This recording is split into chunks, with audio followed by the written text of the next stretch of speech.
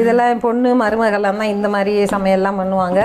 என்ன பண்ணுவாங்க அவங்கெல்லாம் விதவிதமா வேற ஏதாவது கேக்கு, அது நேற்று கூட பேத்திங்க ரெண்டு பண்ணுவோம், அது பேக்கரி ஐட்டங்கள்லாம் பண்ணுவாங்க. நிறைய குக்கீஸு அந்த மாதிரிலாம் பண்ணுவாங்க. டிஃப்ரெண்ட்டாக பாஸ்தா, ஸ்பெகட்டி அந்த மாதிரி அந்த ஸ்டைலில். நீங்கள் சாப்பிடுவீங்களா?